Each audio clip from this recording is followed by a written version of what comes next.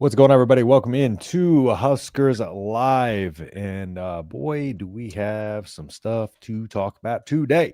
So we're going to get to a little bit of the Minnesota recap, recapping kind of what they talked about in the press conferences, and then go into a little bit of a Northwestern preview. So we'll see what we got coming up this week. But it seems like there's been an ask to set the tone this week from the team, the staff alike. So first off, Brian, how you doing today, man? I'm doing good. How are you? Good. Outside of our both of our technical difficulties in getting the show started, my camera was not working, and it wouldn't let Brian in the StreamYard. So, such is life. Technology and stuff. Yeah, you gotta love it. And we are not two people who are very good with technology. At least I'm not. I know I'm not very good. No, I'm not at all. I used to be, but I've since aged and cared less about technology. Never have been. I grew up broke with no computer, and then in the military, I wasn't high enough ranking to be on a computer. So I had to figure that out later in life. So, but we'll dive into your comments here in a little bit. So drop your comments and let us know what you're thinking about everything. Matt Rhule in general, a lot of commentary, if you will, on X. And it's been interesting to see kind of some of the responses to the press conferences, etc. So I think what we'll do is we'll start there, and we'll start with kind of Matt Rhule's press conference, because his tone, and I've seen what's starting to irritate me is when people obviously have ChatGPT type up their Twitter recap of what he said. And so I'm trying to, steer clear of that, because I want actual people's takes of it. But it seems to be a little all over the place. It seems people have flipped the script on Rhule. Now people want him to go to Penn State. It's been a quick pivot here. What is your take overall from his press conference? We'll start there. What was your takeaway in listening to that? So clearly he's really upset. And what was alarming to me was, and I don't know if this is true, what really happened, but he said that coaches were crowning the team or the players or whatever. If that was happening and you didn't address it until after you lost, why did you not address it when that conversation was happening? Which, I'm going to be totally honest, I don't believe for 1 second. Why? But if let's go off that it did. Why did you not address it with your coaches? Why did you not address it with your team ahead of time? It is your responsibility to have them prepared physically, mentally, emotionally, etc. And quite honestly, that was a game from the rip. It looked like Nebraska didn't want to be there. And all of that eventually falls on Coach Rhule, like he said. Now, he does preach extreme accountability, ownership. I like that he is taking that ownership. Excuse me. But to me, that was my biggest takeaway is he's angry, and clearly if what he said happened, then you have coaches not on the same page. And quite honestly, with John Butler's comments today, he said at one point he didn't realize Vincent Shavers was not available until like the third quarter. He was out after 7 plays. Yep. How does your defensive coordinator not know? And I'm kind of, digressing a little bit, if that's the right word, or digressing, but it goes to the overall point of poor communication. Yep. And I think all of that, naturally starts at the top. And I think that's kind of what you're getting at is Matt Rhule from the start said it was going to be more on the coaches in the beginning, and then eventually it was going to be on the players. However, I don't know if necessarily this has played out how he anticipated it with some of the changes that he's had to make on the staff, etc. And there seems to me to be a disconnect potentially in some of the pieces that he's brought on this season versus what he expected to maybe have in year 3 with his staff. And it seems, and I don't know if you got this vibe, but it seems to me more so in the position. It seems to the blame was a little bit in the position coaches more so than the coordinators. Were you getting that same vibe? Well, yes. And it could have been, I don't want to name any position coaches that were supposedly doing this crowning, but I get that sentiment. But I also, Coach Rhule, said something to the effect of, you can have what you want to do schematically or offensively or defensively, and you can have what you need to do. And right Yeah. now, what Nebraska wants to do is not what they need to do. And And you brought in Dana Holgerson, who is. Are you alluding to Dana saying he thought we could push the ball down the field a little bit more in this game too? Mm-hmm. Yeah. And to me, Dana has always been kind of an opposite of what that would be, where like Nebraska needs to run the football. This is the Big Ten, you have to run. Quite honestly, I personally don't care. Just win the damn game. Yeah. Those were moving this league. Yeah. In this league, we've been in the what now? Since 2011. Does that sound right? Yeah. About 14 years. So I think so. It's pretty evident you have to be able to run. You have to be able to stop the run. And you hired an offensive coordinator who is not the air raid disciple anymore, but still has those tendencies clearly. Your offensive line is the biggest liability on this team. And your passing concepts, route concepts are not quick. They're intermediate to deep routes. You don't have the time. Your offensive line cannot protect Dylan long enough consistently to run that offense. Ironically, what Minnesota did is exactly what Nebraska needs to do. May not be what they want, but it's what they need. Quick passes, crossers, drag routes, hitch routes, and run the damn ball. That's what you're built for. I mean, we got speed, we got route runners. And the reason we have that is to create separation, to create plays. And not only that, it doesn't have to be all at once. And I think one of the weird things to me is I've heard, in this press conference, he mentioned specifically by name, Butler, Holgerson, Terry Braden, and Addison Williams. But not once have we mentioned Donovan Raiola's name specifically, unless I missed it. But has he mentioned Donovan Raiola, called him by name one time? They usually call him Donnie. Yeah. Did he mention him in this press conference though? No. And even like when they're asking him, like, your offensive line gave up 9 sacks. He goes, yeah, that's inexcusable, whether it's, Dylan holding on the ball or whatever, blah, blah, blah. The running back or the tight end. Yeah. He never calls him out specifically. And to me, I might get, dragged through the mud in these. It's okay. At this point, I think we're all mad at this point. I think it's fair. We can say what we want to say. Just go ahead. So my opinion is his head is so far up that family's ass.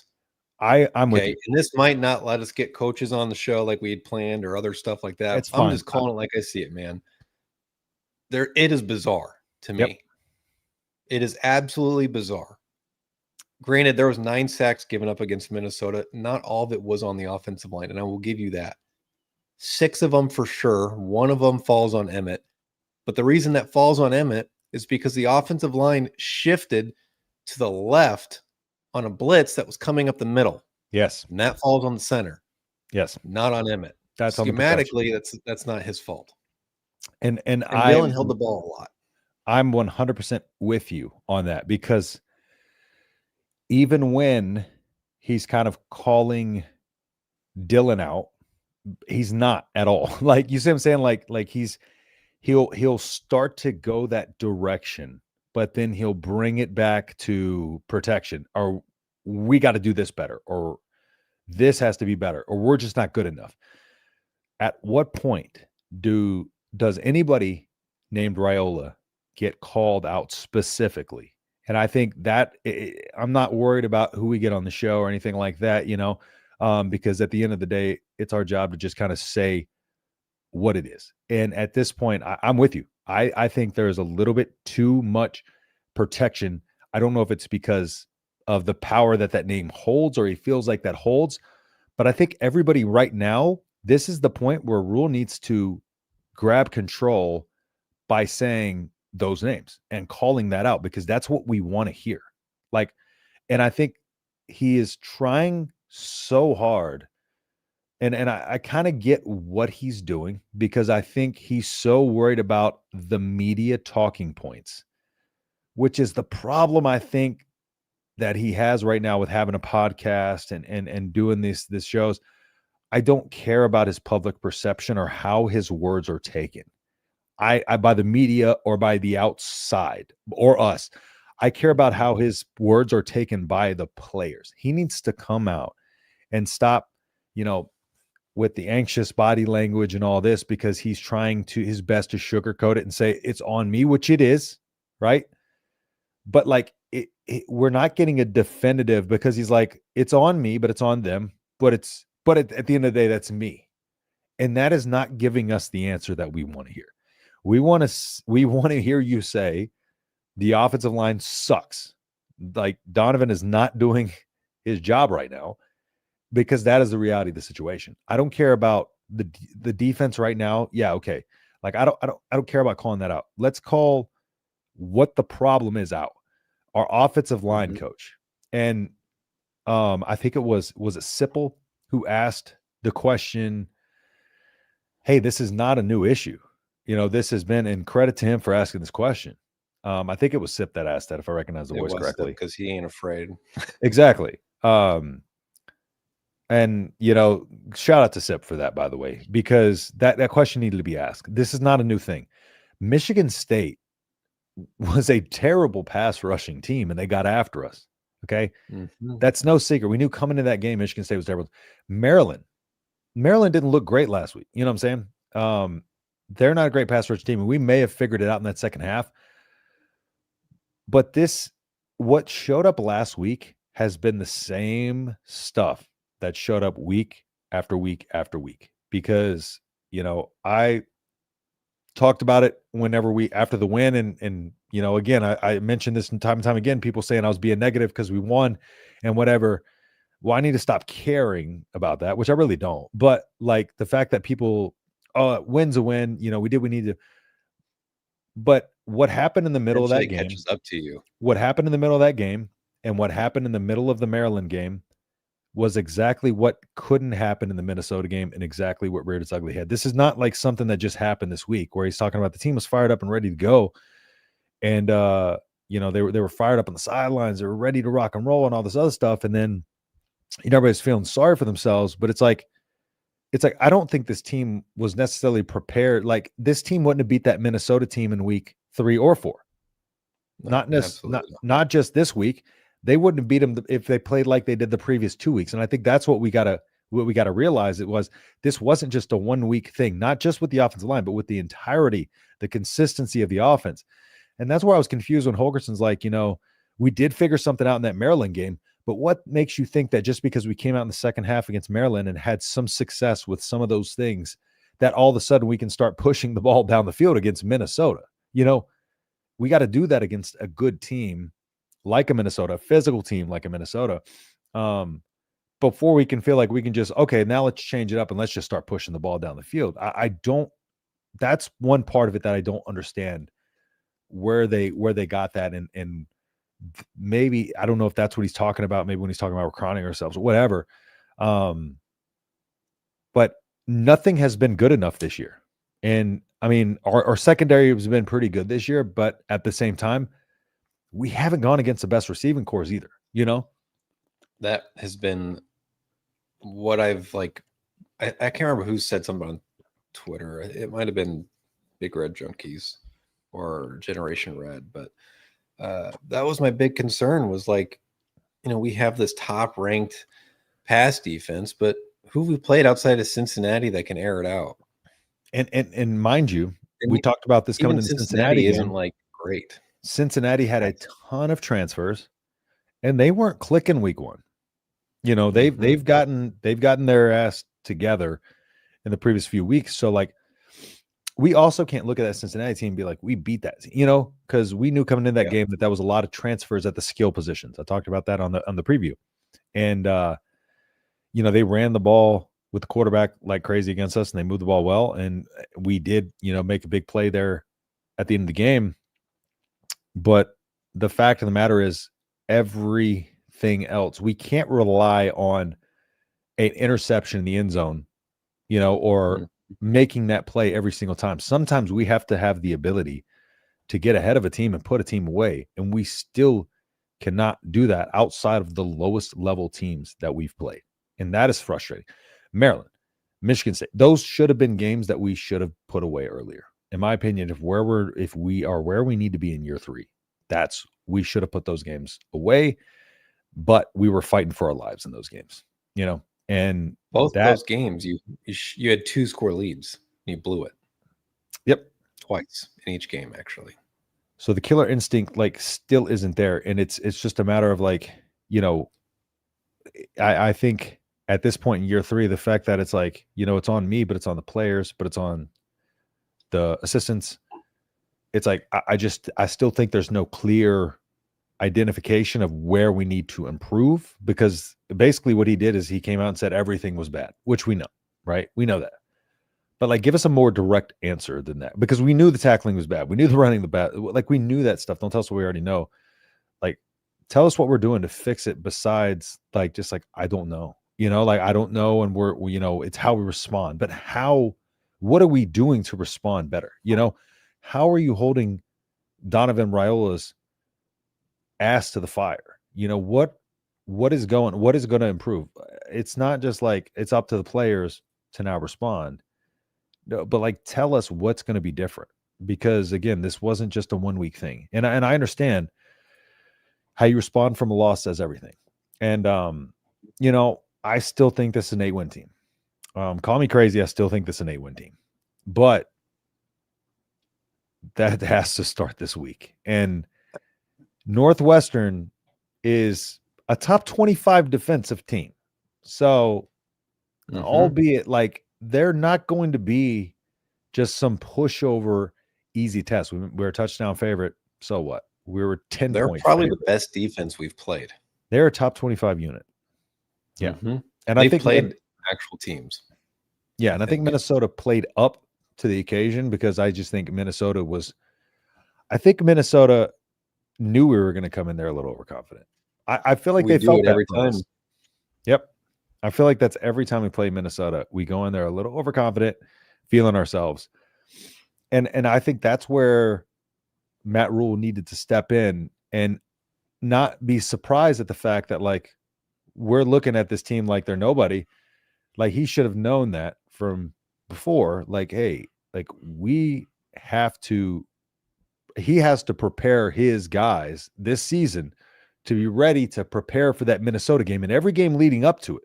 It's not you can't just look. I understand they don't want to look ahead, right? But in a microcosm of season, you got to look at the schedule as a whole and see how we're going to approach each and every single week. And there needed to be clear direction leading into that Minnesota game, and clear direction starting in that Maryland game. We're going to start to impact the game in these areas to get ready for the physicality that we're going to face on the road Friday night in Minnesota. And none of that was there. And it still seems to be a little reactionary as opposed to proactive. And that just can't happen at this point in his tenure here. And Matt Rhule, for all intents and purposes, I am not out on Matt Rhule. That does not. No, I'm not either. I'm not one of those guys that flip-flops like that. Matt Rhule, I still think, is the right guy for the job. And I actually like the fact that he was pissed off. I felt that in his tone. I just don't like how careful he tries to be in the way he expresses it. I think he's just got to really come out and just say it for what it is. And it's not as simple as saying we're not good enough. We know that, right? Come out and tell us legitimately, this, and this. And here's what we're going to do to fix it. We didn't get what we're going to do to fix it. We're going to come out, we're going to play better. And you're all going to see on Saturday. And if we don't play well, boo us. But what are you going to do different? What is it this week that we're doing differently that we haven't done in previous weeks? Because some ball is being dropped somewhere in some room. You talked about the communication. Something as simple as that, come out and say, here's what we're going to do to fix these communication errors. Here's what we're going to do to fix this. And that way you don't have to sugarcoat and kind of tiptoe around it as much. I think some of this blame has to fall on Dana too. Yeah. Because last week or 2 weeks ago against Maryland, Mhm. what'd you do to slow down their rush? You ran the ball. Why? Because the edges get upfield and you run underneath them, Yep. right? You didn't really try to do that. And Minnesota does not have a great edge rusher outside of, I think it was number 0? Yeah. There's I think one so. I forget guy his that name. was pretty solid. At 2.5 sacks. Yeah. But other than that, they were not a great pass rushing team, and you didn't really try to run the ball. But also, what are you doing to combat your issues on the offensive line? Now, I think we're really seeing the impact of Janiron Bonner being out because he was a physical presence on the outside. You can motion him, you can use him all over, an inline tight end, in the slot. But more so, you're missing or you're seeing a big impact not having Mac Markway because that is his specialty. Have you seen what But like Nate Borkature has been doing at A&M? Every time they I need a big play, Borkachure's there to make it. Yeah, I don't understand why they let him walk, or I if don't that either. was just like, hey, I want to get away, I want to try something for my final Yeah. year, and that's fine. But if there was any possibility of him staying, there is zero reason why he should not be on this roster and be your number 1 tight end. Yeah. Yeah, In exactly. my opinion. Because I think like when he left, I texted my buddy who's an A&M fan, and he texted me like 2-3 weeks ago when he caught the game-winning touchdown. He was like, "You were so right about Nate Borkature." I was like, "I know." Mhm. The dude may not be the biggest playmaker, but when you need a guy to step up and make a play, he's always there. And he's a good Yep. all-around tight end. Like he just does He's the good with little his things hands well. too. And I feel like we're missing the guys who do the little things well right now. We're missing the Yeah. grinders and the guys who do the little things well. And that's what Minnesota does so well, is the little things. Granted, they were super handsy on the offensive line, but that was my big thing. Was like my coworker and I were talking today. He's like, "What happened?" And I go, "Here's the thing: we're in year 3. I don't know who we are, Yeah. and that to me is a huge red flag. That is a huge concern. Is I don't know who we are on offense. I don't know what our identity is. We Yep. have an air raid coach who's kind of faded away from his roots, running the terminology of Marcus Satterfield mixed with his playbook instead of just running his offense. And I think Mhm. that's probably that decision has been a bigger issue than what has not been made of. Yep. Does that make sense? 100%. Yeah. Like, Because I would rather Dana just bring his shit here. This is the way I do things. This is my terminology. You guys are going to learn it. All right. yeah, Every other coach does that. whether it's too complicated or not, like bring it in, implement it, and make it work. Because at that point, it's like, are you the CEO of the team and letting them operate the offense or not? And if it is, on Holgorsen, he's kind of doing this himself, which I doubt. But it very well could be. Then why? Like of all of his experience, he should know more than anybody, like when enough is enough. And in the middle of the game to just say, screw this, throwing all this out the window. We're changing everything up. We didn't do that. And that's the problem. We talk about second half adjustments, year 1 and year 2. Year 3 is definitely the year we're supposed to be making. We saw a little bit of the second half adjustments in Maryland. Maryland second half, played really well. But in this Minnesota game, and he said we weren't ready for when it turned into a dogfight, or when it turned into when they got physical. And I tweeted right after they scored their first touchdown. I don't know if you saw this, but I said this game just turned into a dogfight. And from that point on, we got beat up. After that first touchdown, during that first touchdown drive for them, that was when the game turned into a dogfight. That was very early on in the game. And from that point forward, that's when the team should have been ready. That's the moment the team should have been ready for, because I knew that moment was coming, because that's why I tweeted that out. I'm like, okay, I knew at some point this game was going to be a dogfight. I didn't know how early it was going to start, but it happened to be right there early in the game. And that was when I was like, okay. And then I texted you a little bit later, out of the first half, I said, we have to be the team that scores first. It was 7-6, and I said that. We have to be the team that scores first, and we weren't. And look what happened. It felt like it was even though it was a 1-score or 1-point game, it felt like 10. And Just and because you could see the way that the game was unfolding.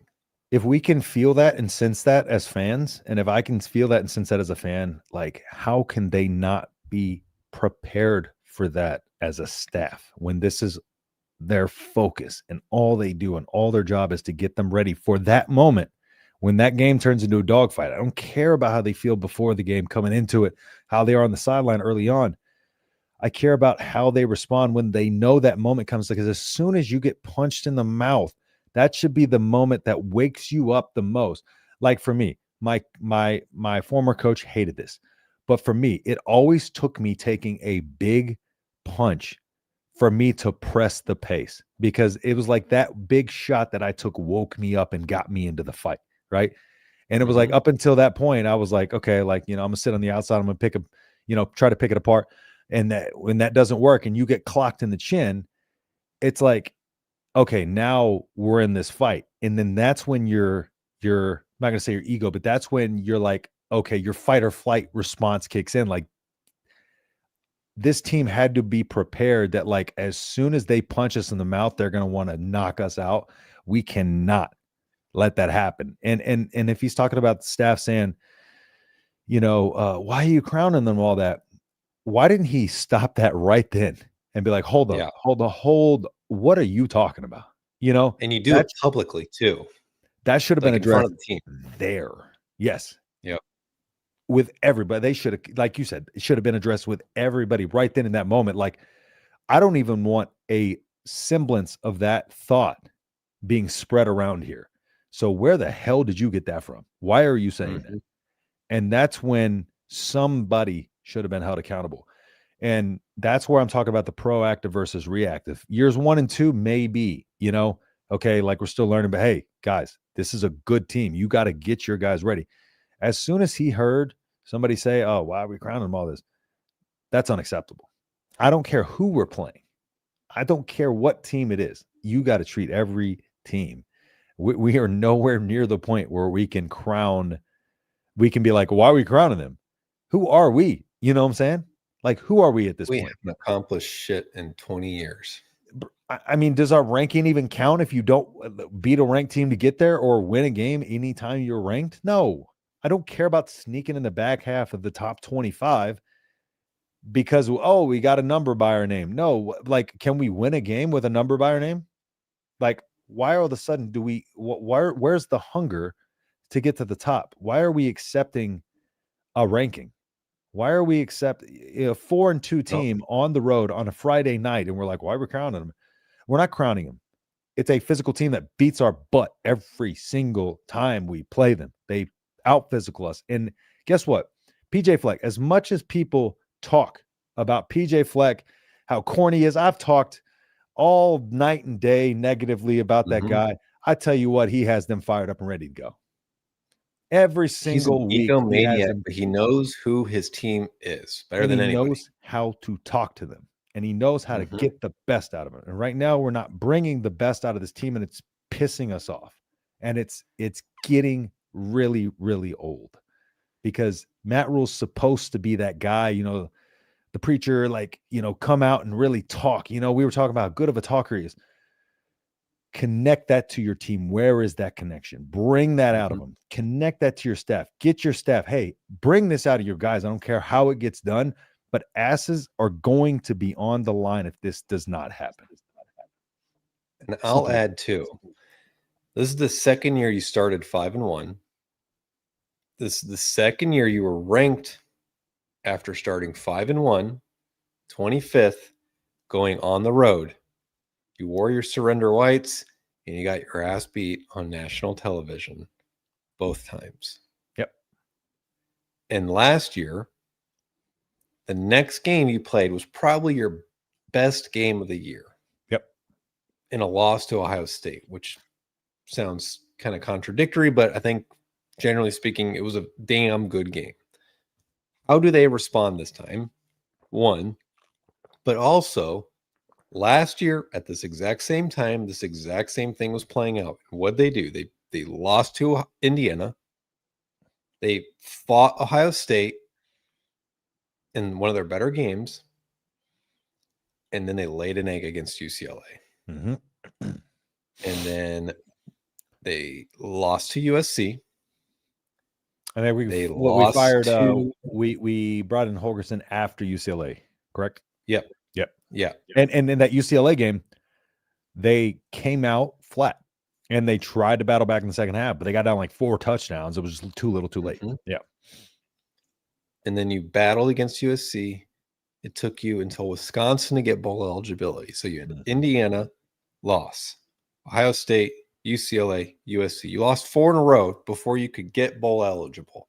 And I guarantee you that if that same pattern plays out this year, we're going to have, I think this fan base is more pissed after this loss because it's a trend under Coach Rhule. More on that in a second. But if that same scenario plays out this year, I think Rhule's seat will be warmer by the end of the year, because at the end of the day, you invested so much in your skill talent, and quite frankly, not getting used, not utilizing correctly. Danke is the biggest waste of talent.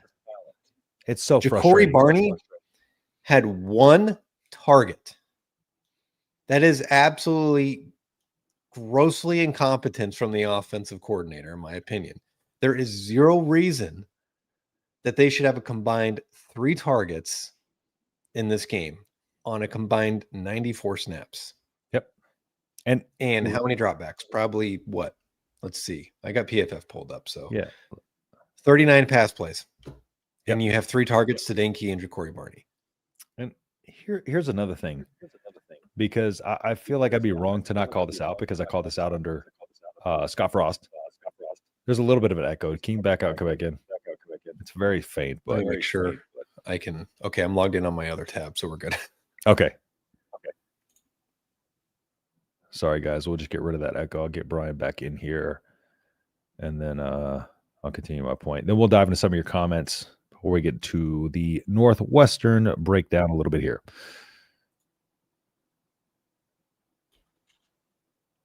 Let's see. There he is. Okay. One of the things that bothered me is, did you hear where he said, like, our starters are our starters?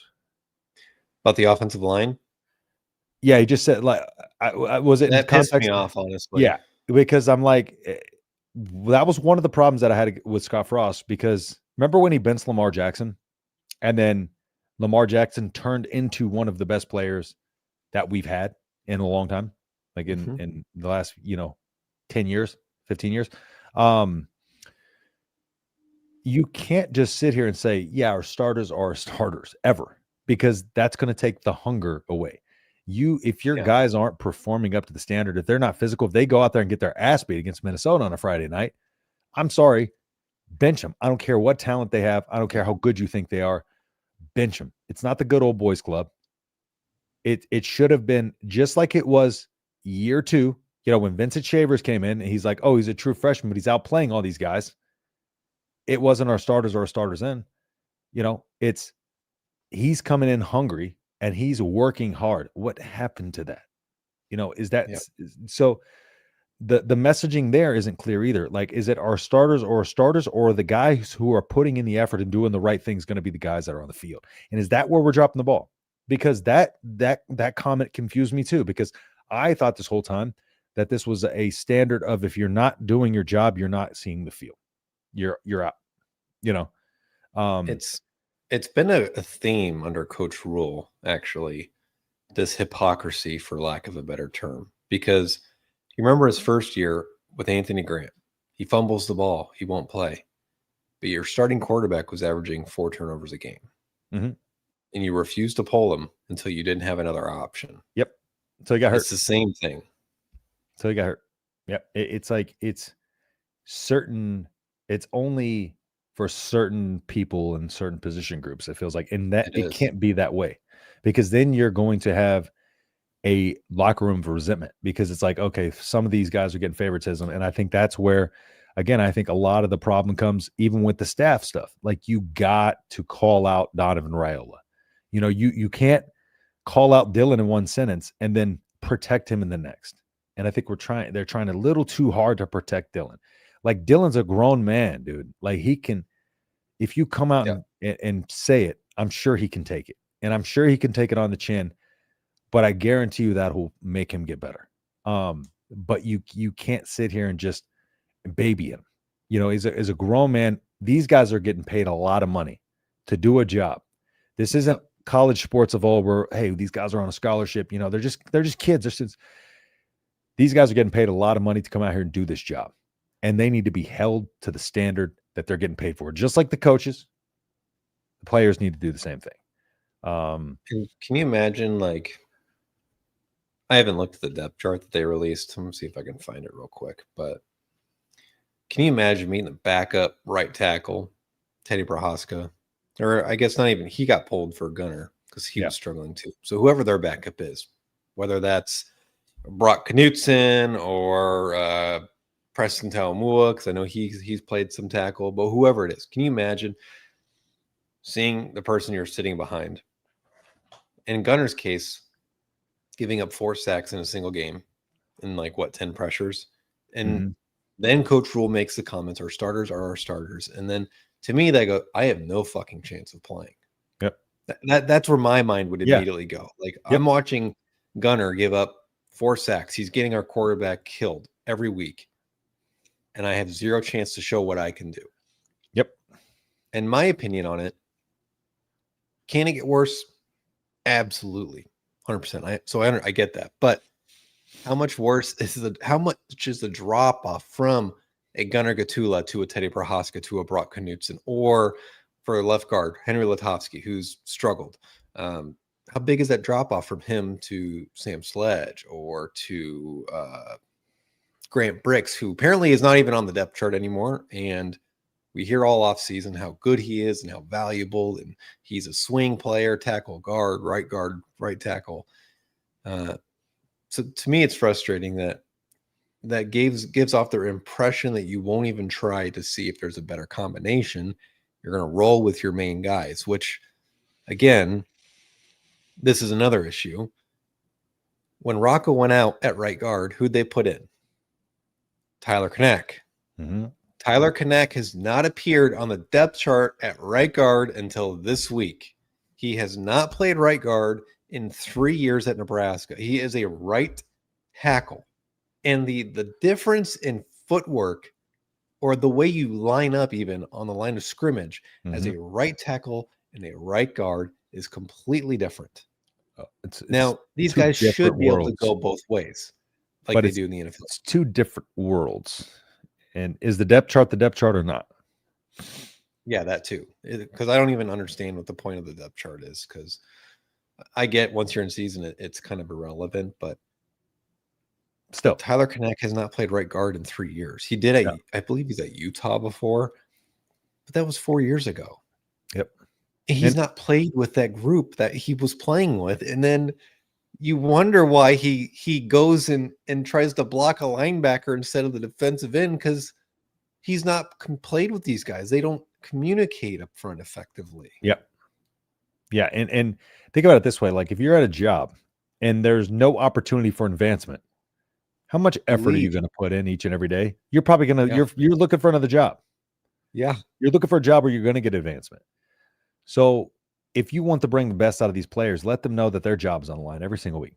Every single player, until this gets fixed, their job's on the line every single week. Now, I know Dylan Rhule, I can't, as much as people want to get on this TJ Lateef train, like, that's not the answer. I'm sorry. Like, I don't understand it.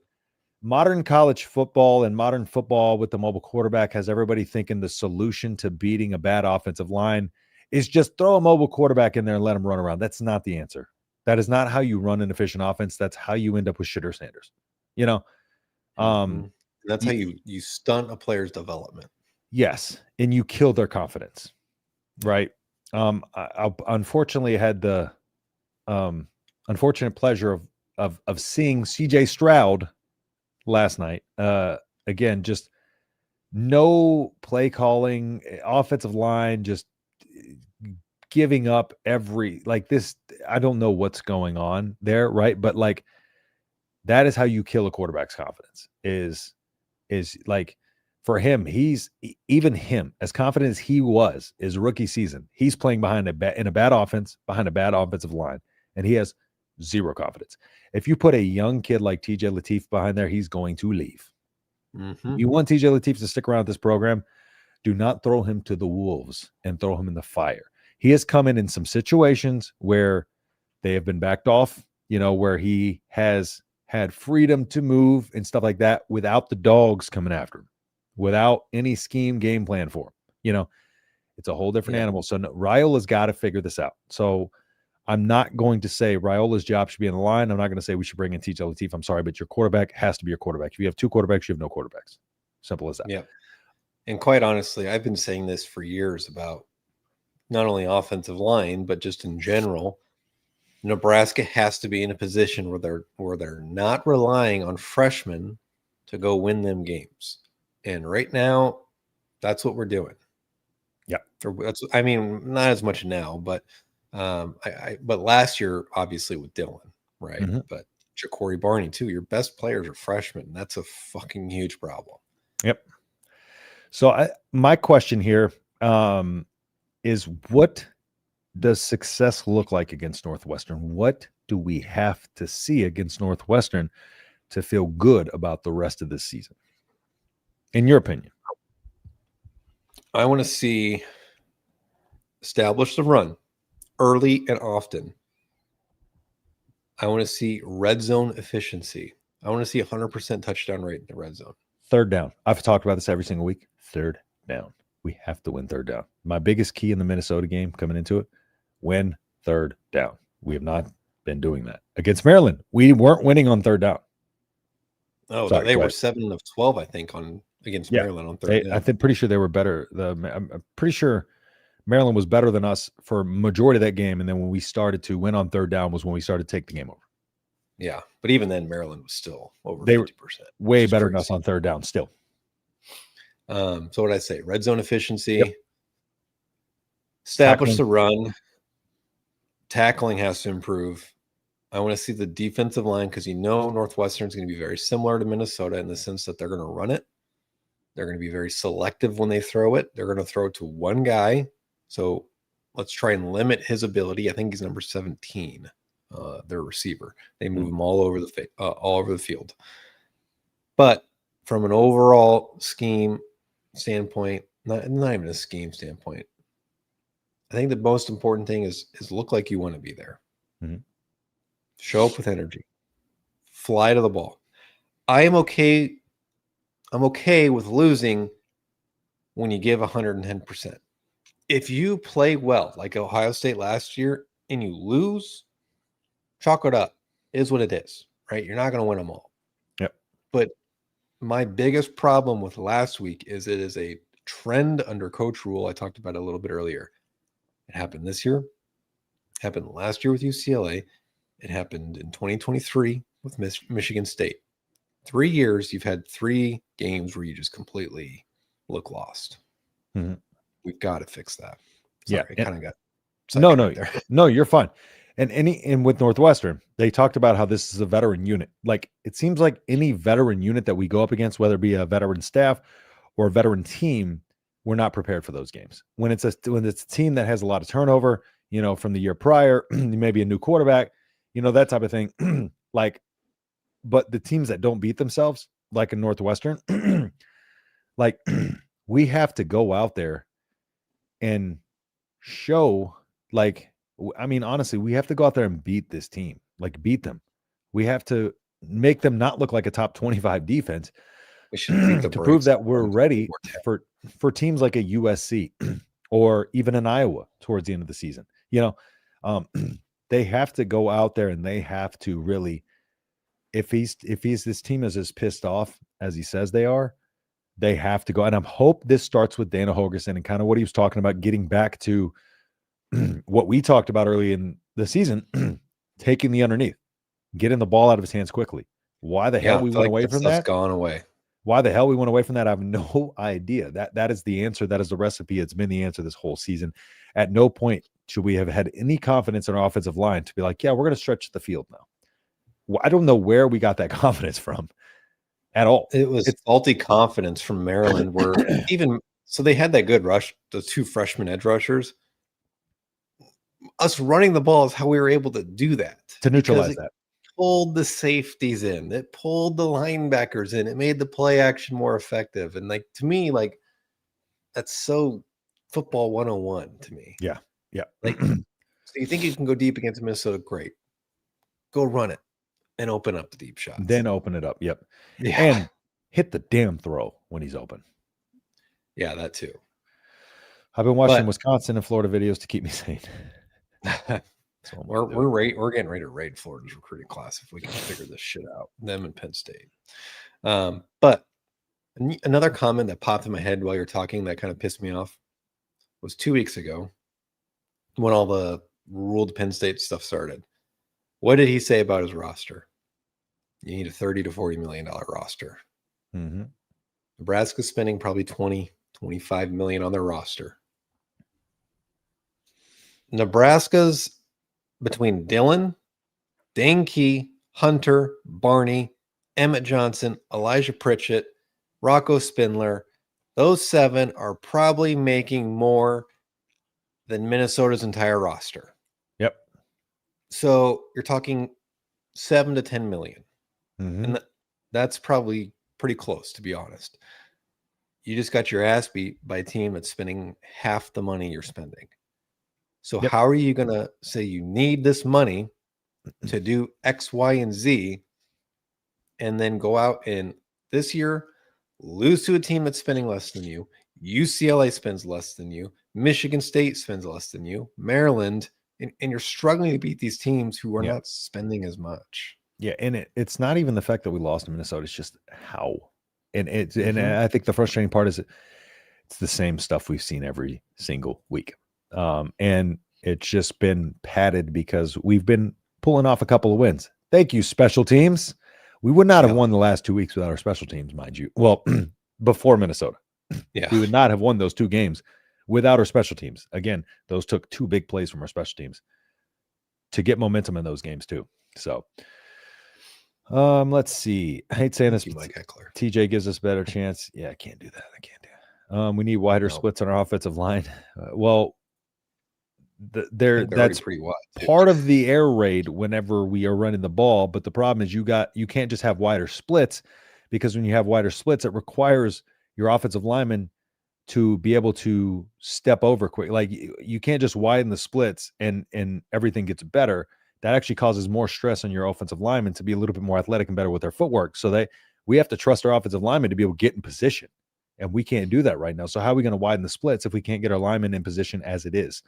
That's something I want everybody to watch this weekend, especially on sack plays, because they're going to be probably at 1 or 2, maybe 3 replays. I want you to watch the tackles, watch their footwork, because to me, I thought it was a one-off thing. This is like a consensus problem with their footwork, and like their first step in pass pro is a short, choppy step. It is not getting depth and it's not getting separation to get that punch out on the edge rusher. It is a very short, choppy step. It's usually it's a small step with the left and then a quick step with, if we're talking about Pritchett, it's a quick step with the left, quick step with the right. And then he's not even getting his punch out. They're getting no depth. It needs to be a deep drop while you're punching up. Yeah. I think of a basketball, like a post player, right? A big drop step. That's exactly the type of step it typically is. And you don't see it pretty consistently. Because if you're chopping your feet to keep up with where they're going, their job is to attack your leverage. And you're just going to let them do that. You got to out-position them. You can't let them dictate where you go. And right now our offensive line is letting the defense dictate where they go. They aren't dictating where the defensive line goes. And that's the problem. And that's what they're taught too. Playing I know reactive. that for certain. That's what when Rhule tried to explain the philosophy of Coach Rhule, that's what it was, with a more polished version. But basically, they let the defensive line dictate where they go and they block them in that area instead of just going out and freaking punching them. And at that point, they've already got you where they want you, because then, okay, if they're dictating where you go, all they're going to do is put a move on you. Cool.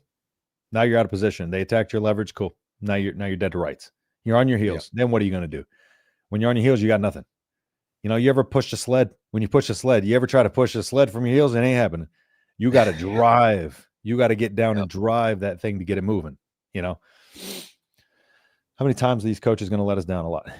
Justin, our battalion commander, gave rah-rah briefing about us, asking if we could do what we could do better. Asked him about buy us a laptop if it was expected equipment. Oh, it's not expected equipment. It's just the fact of the matter is, I mean, I had a laptop. Well, this is a whole different world than a laptop. I'm talking about cameras and the mics and stuff.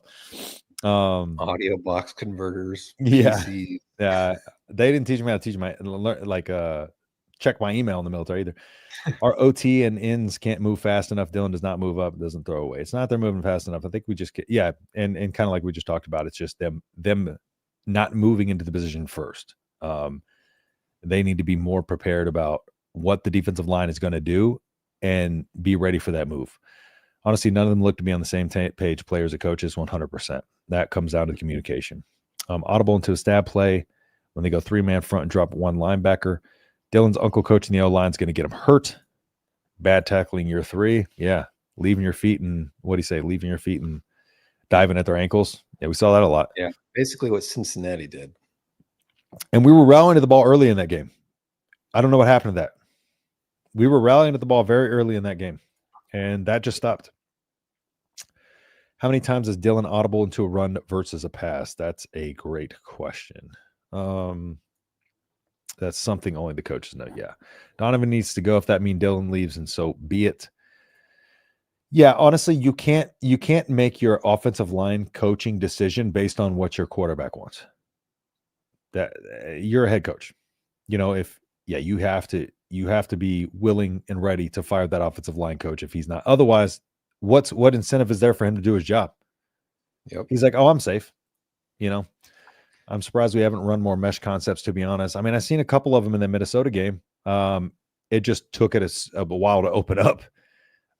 And yeah, I think Minnesota there was one on the right side of Lindenmeyer that kind of took a second to open up. We threw it out there.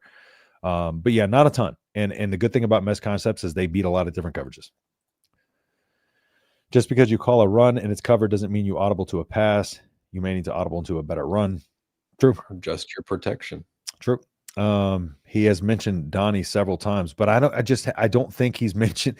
I'm not talking about just mentioning him. I'm talking about like putting his ass out. Like I'm talking mention him in a way that he needs to be mentioned in this offensive line, and he's not doing good enough. He's not doing his job. I'm not talking about just saying Donnie. He's not doing his job. Simple as that. He's protecting him. He calls out Butler for X, Y, and Z. Yes. Or Holgerson for X, Y, and Z. He mentioned Addison last year. Oh yeah, Addison Williams. He said, "Get your guys to tackle," is what he said, or something to that extent. Yep.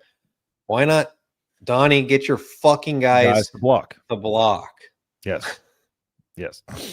Could they not see when Minnesota is blitzing? No. And I will say Minnesota did a good job of taking what Michigan did, like I said in the post game, and kind of applying a lot of those concepts. I mean, they did a good job of running some twists and changing up the fronts. And Matt Rhule mentioned a couple of things they did. Their blitzes too.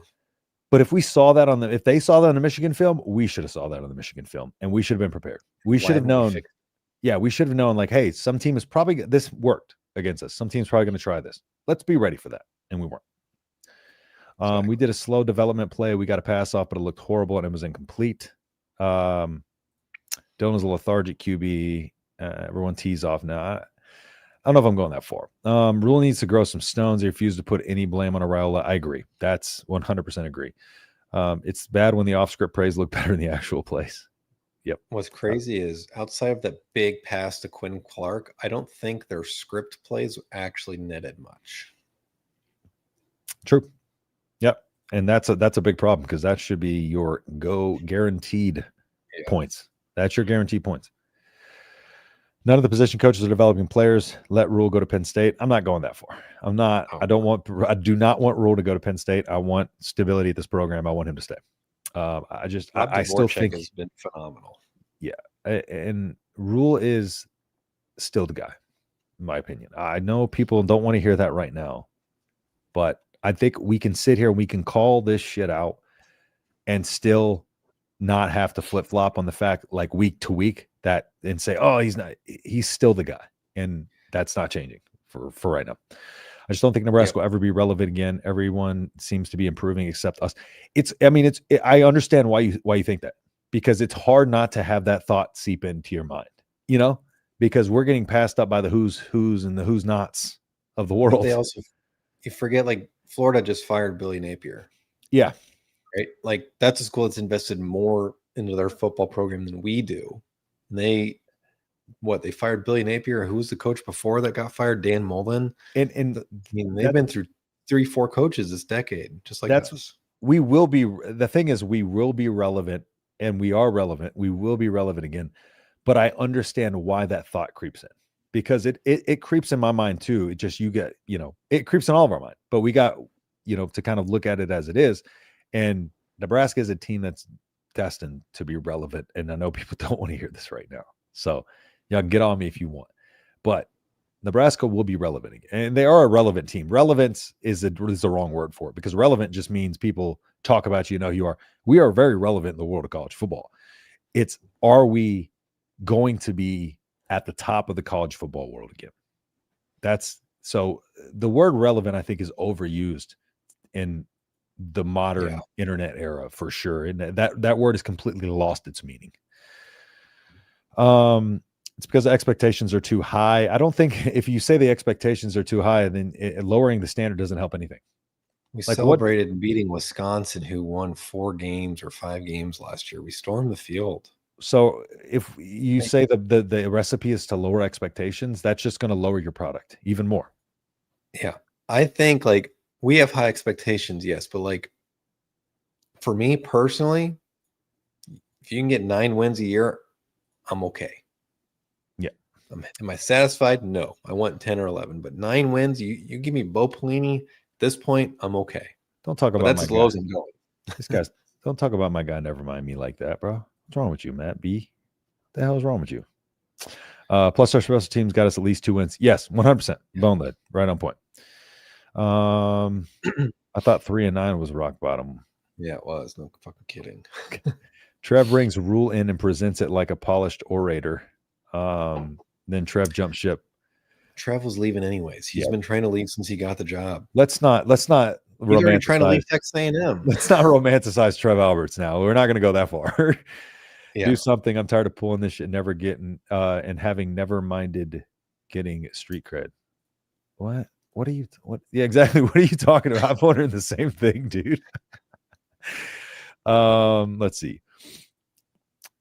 see. If we lose to Northwestern, we'll finish 5-7. If we lose to Northwestern, I'm crashing out hard on the post game. So y'all better tune in for that. I think we win 9. Yeah, I'm still in that 8 or 9 win range. We will know more Saturday. I think we get over the hump Saturday. I'm with you. I'm still like this. I just think this is the week that we really need to see it, but I'm still with you. I'm with you, Caleb. We look defeated, coaches and players. I think they're confident. I think when people look at Matt Rhule and say he looks defeated, I think he's just mad and pissed.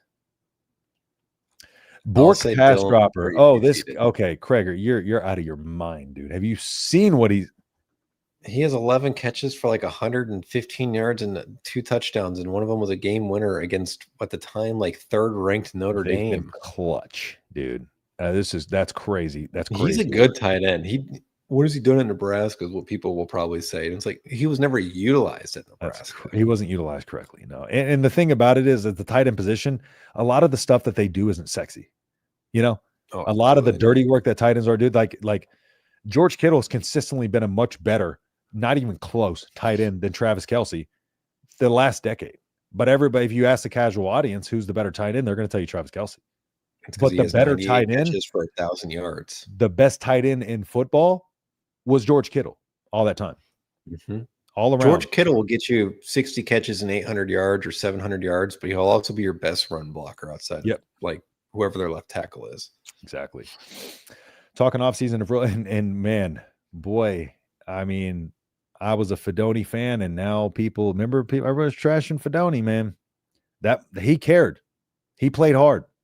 And when he made a mistake, he made up for it. Sorry.